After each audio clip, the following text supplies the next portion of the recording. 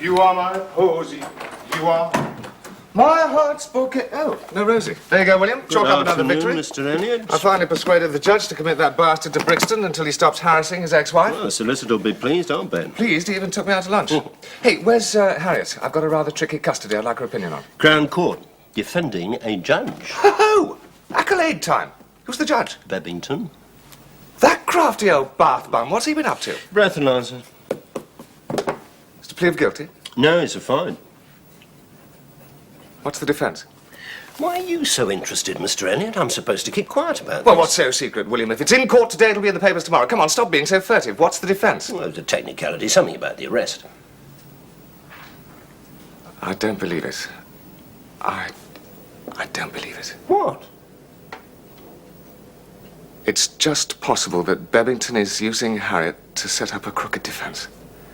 Get on the phone. Well, I can't. The case began this morning. In that case, the mountain must go to Miss Mohammed. You've got a conference at 3:30. Yes, all right, I'll be there. Which court is she in? Is this really necessary, Mr. Eliot? Necessary. William, if I am right, Harriet is in trouble. Real trouble. The judge saw that you were young and inexperienced. He was a High Court judge. It was important there should be no fuss, no crowd collecting. Did he not say to you, the breathalyzer bag, let's have it? Yes. He took it, blew into it and said, the crystals have turned green. That means the test is positive. Yes. That means I can't drive my car in case it turns out I'm over the limit. So you move it out of the way of the traffic. I would have done that anyway. But he suggested it. There's no harm in that. When you had moved his car, did he not say to you, what you have to do next is take me to the police station in your car. Where do you want me to sit, in the back or beside you? Yes. And you replied, whichever you like. Well, I don't remember my exact words.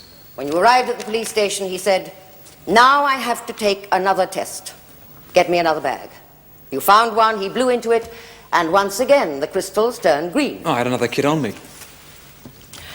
That means I have to take a urine or blood test. I choose a blood test. That means the police surgeon. You ring him up, tell him what it's about, and to get down here as soon as possible. You're making it sound as if I didn't know what to do. I'm not criticizing you, officer, but a High Court judge is a very important person. This particular one has a strong personality. When he decides to tell someone the correct legal procedure, he's not likely to be contradicted. That's true. The police surgeon arrived, took a blood sample, divided it into 2 containers, and my client said, now you have to give me the choice of those 2 containers, so I can have my own analysis done. He chose one and said, you mustn't let me leave the station until I blow into a bag and it doesn't turn green. For God's sake. Miss Peterson, do you have problems? No, my lord. Then may we proceed? That was how it happened. Yes, well, it's sort of like that. Just... Eliot, I take a serious view of your interruption of Miss Peterson's cross-examination. Worst possible moment, we will have wrecked the defence. I hope so. James! I shall report your conduct. You set Harriet up. No idea what you're talking about. Do you deny that on the morning of the day you were breathalyzed, I appeared before you to defend a case very similar to this? I can't remember every case I deal In which with. I made the submission there had been no valid arrest? I have no idea of what you're talking about and no intention of finding out. If you have any sense, Miss Peterson, you won't listen to him either. Edward, you were going to run me home. What's all that about? What the hell are you up to? You're being used, Harriet, and used dishonestly. How? It was 5 in the afternoon when Bebbington got done by that young copper. Yes? Earlier the same day, and I've checked the dates, I defended a retired superintendent of police on a breathalyzer before Mr. Justice Bebbington. Now, my super wasn't 148. His alcohol level was 230, practically paralysis for any normal human being, but he had a head like granite. Well, first, he tried to bulldoze his way out of trouble by pulling rank on the young copper to get him to drop it. Well, when that didn't work, he went on the other tack. All right, let's get on with it. Give me the bag. I'll blow into it. Puff, puff. Oh, dear, the bloody thing's turned green. Right. Leave my car where it is. We'll go down to the station in yours. Now, he had so much booze inside him that he was getting ugly. And naturally, the young copper didn't want any aggravation, so he let the super do it his way. The next day, my client didn't remember anything except that he wanted to fight. Well, I thought we didn't have a chance. And then all that lot started coming out in cross-examination. It was hilarious. The super tried to stop me going on with it, said it was making him look a fool, wanted to change his plea to guilty. But I got him off on the identical technicality that you are using today. And Mr. Justice Bebbington congratulated me. called me a genius for spotting a novel and unusual defense, 1,000,000 to 1 shot. Go on. Yeah, well, later the same day, when Babington got done, he saw the perfect opportunity to set up exactly the same defense. Now, that is not only dishonest, that's practically conspiracy.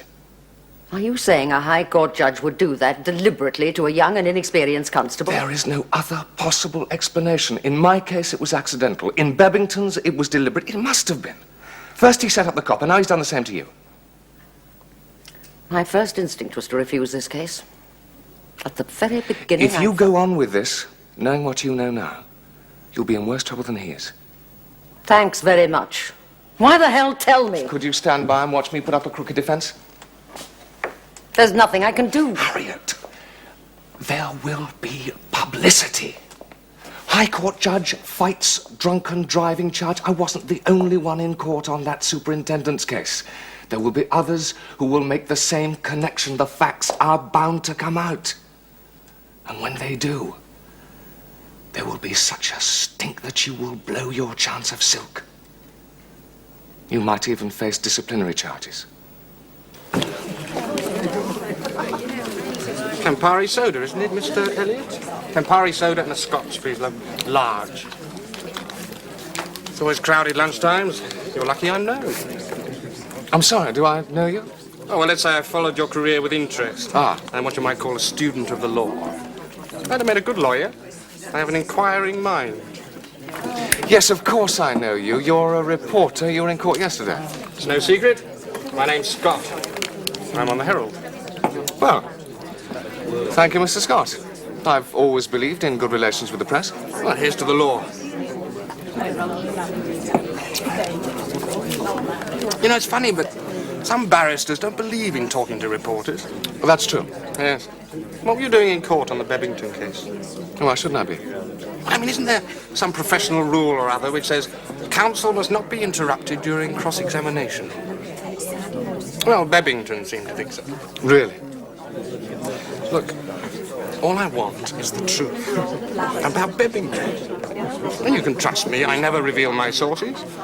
In return, any time you want publicity, nothing but headlines. Thanks for the drink. Excuse me. Sorry. Thank you. I already have a story.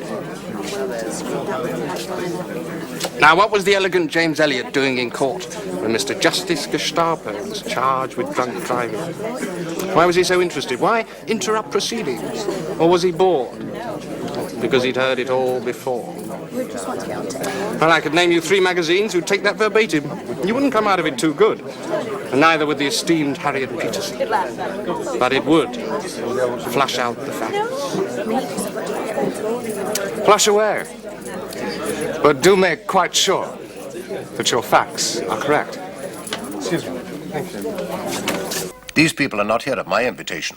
You insisted on being faced by your accusers, as you put it. And Braithwaite there? I shall make decisions as a result of this meeting. Permanent secretaries always take notes. Surely you're not questioning his discretion. I've broken no law, no code of ethics, no professional etiquette.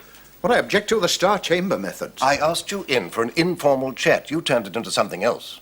The problem is of your making, Babington, and I do not propose to discuss it further.